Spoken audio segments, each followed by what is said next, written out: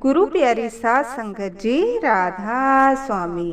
आज की मेरी साखी है बुरी संगति से दूर रहें।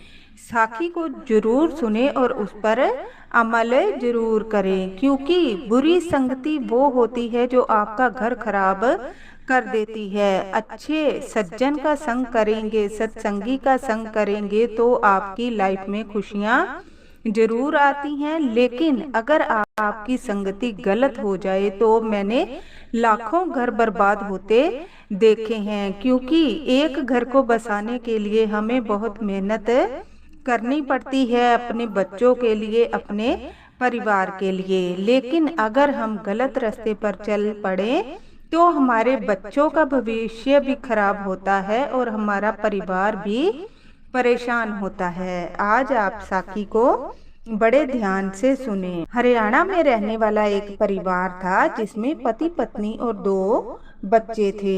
वह पत्नी जो थी बहुत मेहनती थी, घर का काम भी करती थी और बाहर भी काम करने जाया करती थी। पति भी फैक्ट्री में नौकरी करता था और घर बहुत अच्छे से चल रहा था। एक बार फैक्ट्री से काम करके वह घर आ रहा था।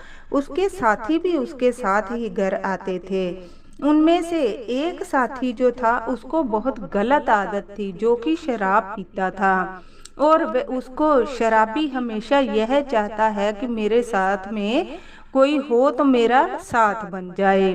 पहले तो उस आदमी ने बहुत मना किया, नहीं मैं नहीं पीऊंगा, मेरा इससे शरीर खराब हो जाएगा। पर वह जबरदस्ती एक बार लेकर जाता है और उसको अपने पैसों से ही शराब पिलाता है। एक बार पिलाता है, 2 बार पिलाता है, तो उसको बुरी आदत लग जाती है। ऐसी आदत लगती है कि वह हर काम काज को छोड़कर बस शराब में ही डूब जाता है।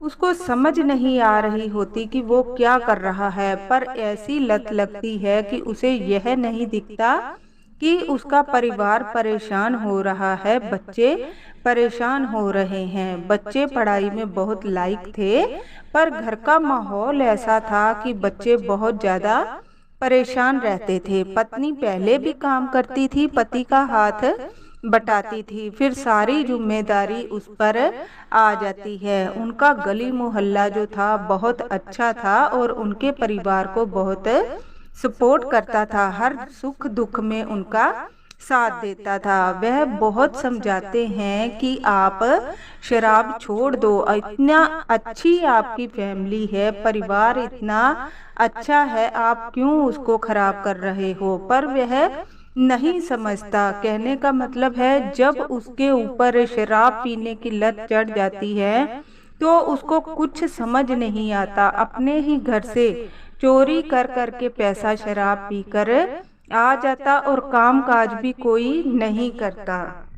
एक बार पत्नी बहुत ज्यादा रो रही होती है। जब वह पैसे नहीं देती, छुपा देती है, तो उसको बहुत मारता है। जब वह उसको बहुत मारता है, चोट लग जाती है, सर फट जाता है, तो आस पड़ोस वाले उसको लेकर जाते हैं और डॉक्टर को दिखाते हैं। जो पड़ोसी थे बहुत अच्छे थे और उसको बोलते हैं कि पत्नी की एक सहेली थी जो कि डेरे में जाया करती थी, सत्संग सुना करती थी। उसने जब इनके घर की कंडीशन देखी कि पत्नी बहुत परेशान है, बच्चे बहुत परेशान हैं, तो बोलती है, बहन तुम मेरे साथ चलो, शायद तुम्हारा कुछ भला हो जाए। पत्नी को लेकर ब्यास डेरे में जाती है। जाने के बाद वहाँ एक सत्संगी से मिलती है और सेवादारों से मिलकर अपनी आप बीती सुनाती है। बोलती है, मैं बहुत परेशान हूँ, मैं अपना घर बार बेचकर यहाँ आना चाहती हूँ, मुझे अपने पति के साथ नहीं रहना। पर सेवादार समझाते हैं, बेटा ऐसा मत करो, क्योंकि भाग्य में लिखा हुआ कभी नहीं बदलता। तुम इसको छोड़ दोगी, पर तुम्हारे भाग्य में जो लिखा है तुम्हें उसको लड़कर उसको बदलना है। उसको पति को सुधारने की कोशिश करो, छोड़ने की नहीं। तो उसके समझ में आती है, ठीक है आप जैसा बोल रहे हैं मैं वैसा ही करूंगी। घर जाती है, जाने के बाद अपने पति को समझाने लग जाती है, पर पति ऐसा होता है कि उसको शराब के सिवा कुछ दिखता ही नहीं है, ना तो बच्चे ना पत्नी।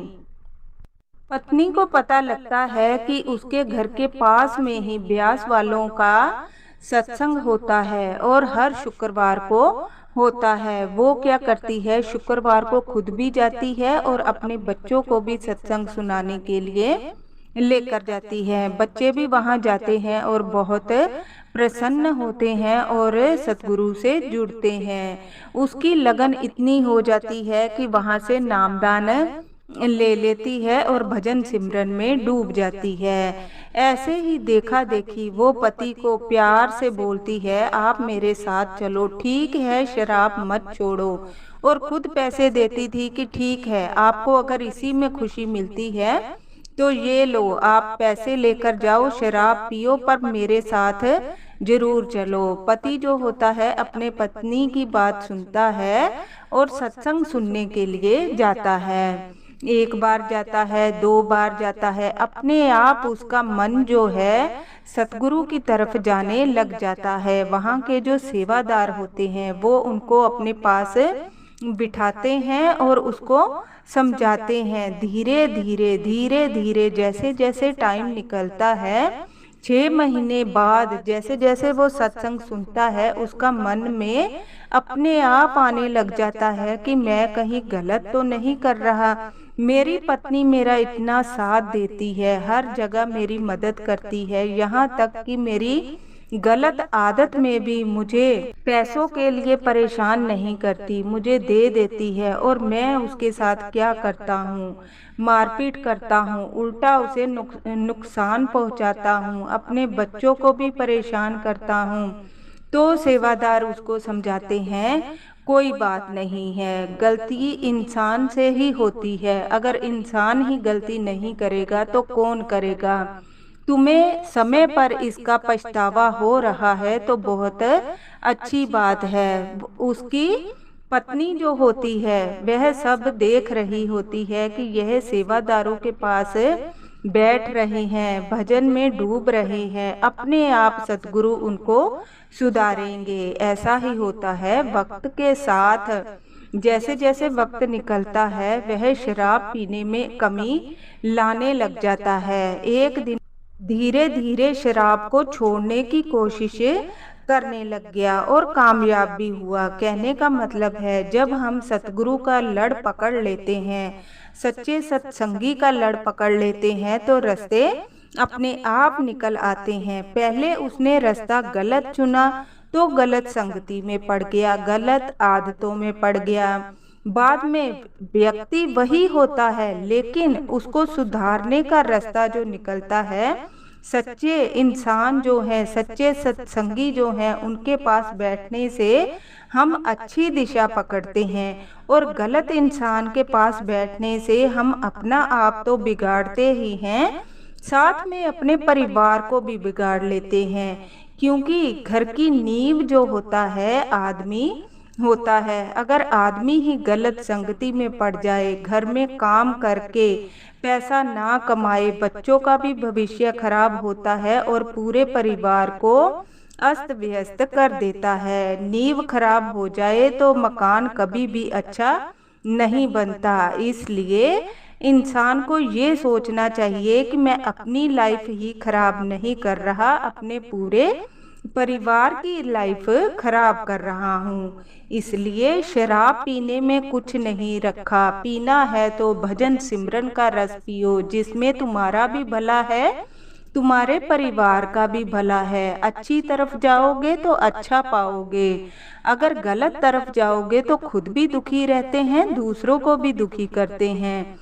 भजन सिमरन से जुड़े रहें और सतगुरु का नाम सच्चे मन से अपने मुंह से निकालते रहें। कैसे? राधा स्वामी।